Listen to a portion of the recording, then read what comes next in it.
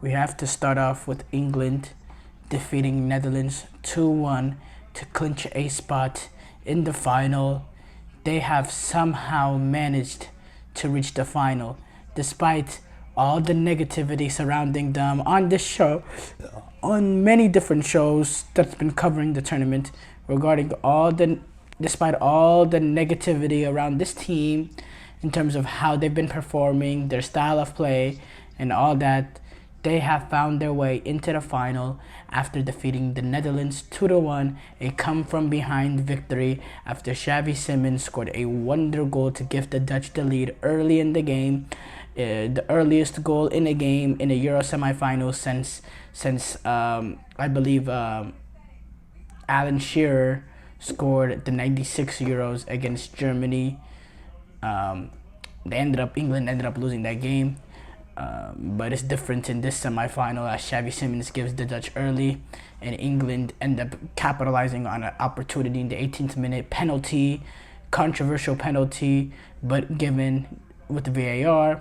Harry Kane slots it home, and then in the 90th minute, the two substitutes combine Cole Palmer to Ollie Watkins for a stoppage time winner that sends England to the European Championship final, where they'll be taking on Spain, the best team of this tournament. Wow. Now, regarding this game, you look at the stats. 9 shots for England to 7 for the Netherlands. 5 shots on target for England to 2 shots on target for Netherlands. 59% possession to 41% possession for the Netherlands. Obviously, from the look of the stats, England looked like the team that were on the front foot, especially with the possession stats.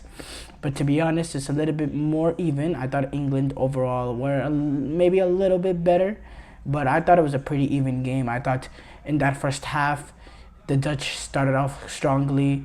They had an opportunity early on with Daniel Malen playing through England press. Eventually, they take advantage after winning the ball up high on Declan Rice, losing it, Xavi Simons scoring the goal. Then England going down 1-0. They turn it on. They apply some pressure. They really dominate the rest of that first half, honestly. They did get the penalty in that period, a controversial penalty. Look, in my opinion, I think Harry Kane kind of creates the contact, in my opinion. I don't think it is a reckless tackle at all. I think the Dutch player was making a play on the ball, and Harry Kane's follow-through catches Dumfries. I do not think Dumfries' leg or challenge or whatever you want to call it was in Harry Kane's space. I think Harry Kane's follow-through and the amount of power he was trying to generate on the shot created the contact, in my opinion. And by the way, the ball was released too. The contact came after the ball was released. Now obviously, even if the ball is released, there could still be a foul. You know, the follow through still matters, but it's Harry Kane's follow through. The contact comes after the space of where Harry Kane releases the ball. It's not where Harry Kane releases the ball. It's the contact that Dumfries hits Harry Kane is ahead of the space of where Harry Kane initially hits the ball. In my opinion, it should not be that should not be a penalty.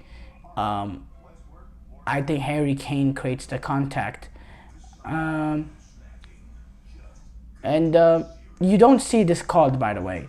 You don't see these sort of plays called. I've seen so many countless times, and let's say it was I've seen so many countless times where a player gets tackled in the box way after he released the shot, and nobody, bats an eye about it.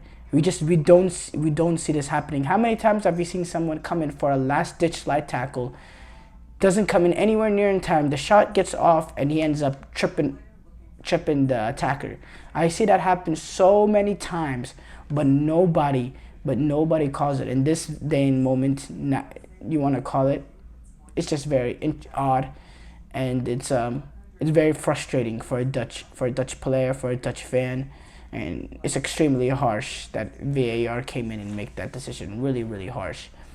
But at the end of the day, England were able to take advantage of that opportunity.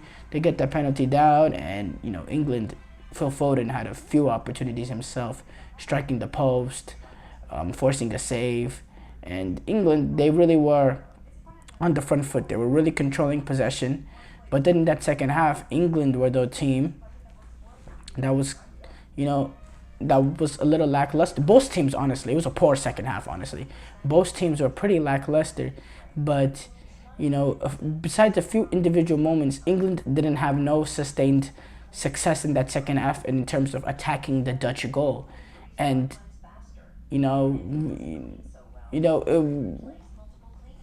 besides an individual moment of magic that occurred, I did not really see an England winner coming for because there was no sustained pressure. There was no chances created.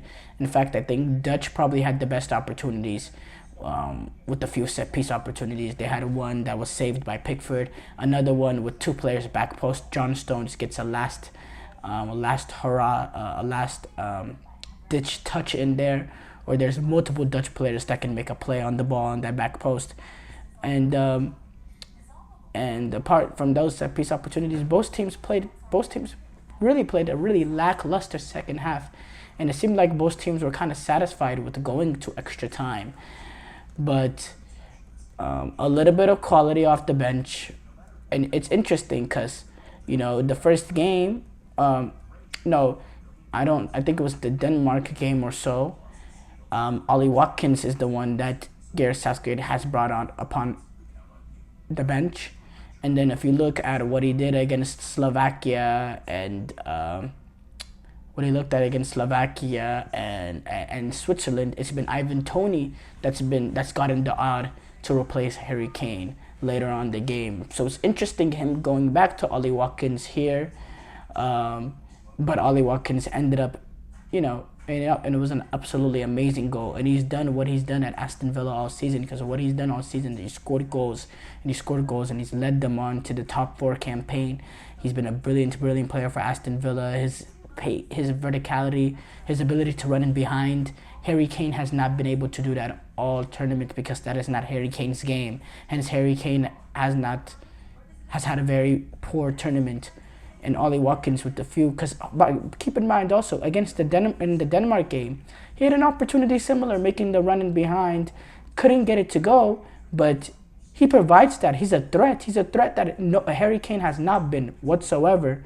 So we'll probably talk about this a little bit later tomorrow, but I think he has a real shot to be in that 11 for the final, because Harry Kane has not been at it. Now there is no way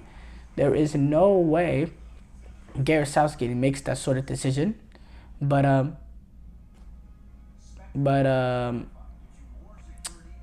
it's something to be worth talking about at least. I thought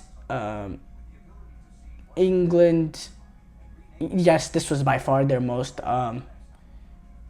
impressive display that they've had at these European Championships, no doubt about it, in my opinion. And that is a very good sign, because you want to be improving as the tournament went on. You don't want to be you don't want to be becoming worse. But there's still another level that they want to reach if they would even like to compete with Spain, because what we still saw in that second half was not good enough from England. It was not good enough. And at the end of the day,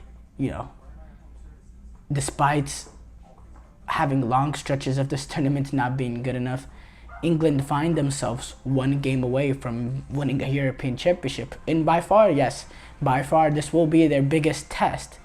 But for them to find themselves one game away from winning a European Championship, wow. I mean, wow. This is the same team that was seconds away from getting knocked out by Slovakia in the round of 16. Seconds away.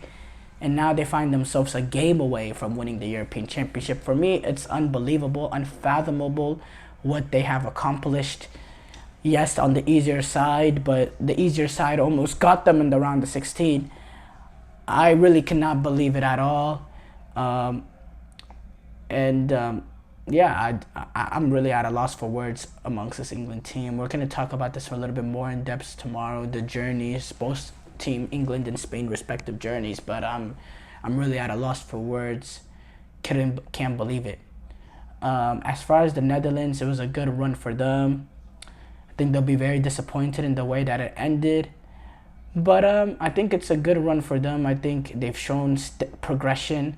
You know, this was a team that didn't qualify for the 2018 World Cup, that didn't qualify for 2016 European Championships.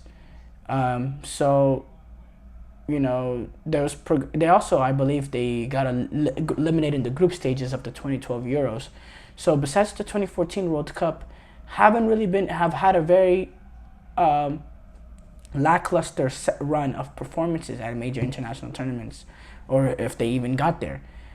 And now they put themselves in a position where they've reached the quarterfinals and the last European Championship, the last World Cup, and now they go on a semifinal run. I think it sets a building block for them. They'll bring in the likes of Frenkie de Jong back in. There is some young and up-and-coming talent in this Dutch ranks. We saw what Xavi Simons was able to do today. Now they just need those 2 or 3 players to take that superstar leap. Whether Cody Gakpo could do that on the club level, and Frenkie de Jong, him coming back in. I think Netherlands find themselves in a good position to really get back at the top of international football hierarchy.